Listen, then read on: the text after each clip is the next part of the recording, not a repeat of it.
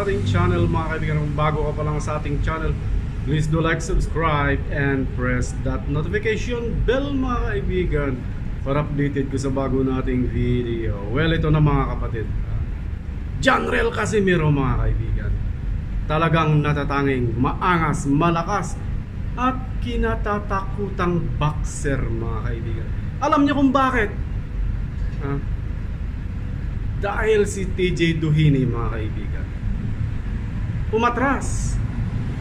Sam Goodman mga kaibigan umatras din mga kapatid, pati si Naoya Inoue. Takot labanan itong si Cuadro Alas mga kaibigan. At sa latest post nila sa kanilang Facebook page, Cuadro Alas, it's my boy mga kaibigan. Sabi ni Cuadro Alas, natakot itong si Sam Goodman mga kaibigan. At saka itong si Neri umatras.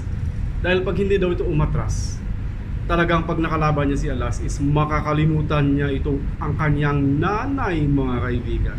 So kalaan nyo mga kapatid, napakatapang ng idol ng lahat mga kaibigan. Cuadro Alas ang angas ng Pinas mga kapatid. Wala nang lalaban sa kanya dahil siya lamang ang maangas at malakas mga kaibigan. So lahat tumakbo na mga kapatid, umayaw na. Ngayon, opinion ko lang mga kaibigan, mayroong isang lalaban kay Cuadro Alas, at may unfinished business sila mga kaibigan. Walang iba, opinion ko lang, kundi si Uguni mga kaibigan.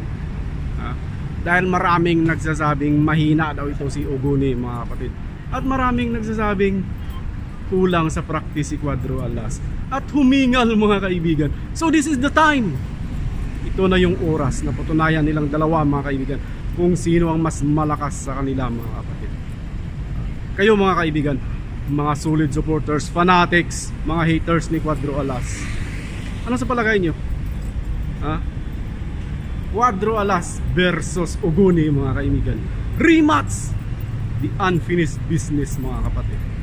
Pwede rin sila mag-undercard sa laban ni Inoue mga kaibigan. So napakaganda, di ba? Kasi wala na eh. Wala na. Lahat ng mga matatapang, lahat ng mga prize fighter sa kanilang division natakot na kay Cuadro Alas. So, ba't hindi nyo ipa-hype?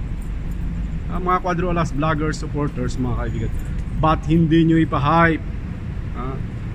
Uguni versus Cuadro Alas, rematch mga kaibigan, the unfinished business, para magkaalaman na, di ba? Wala na. Yung mga sabi nilang matatapang, takot kay Cuadro Alas. So yan, Uguni mga kaibigan, palagay nyo.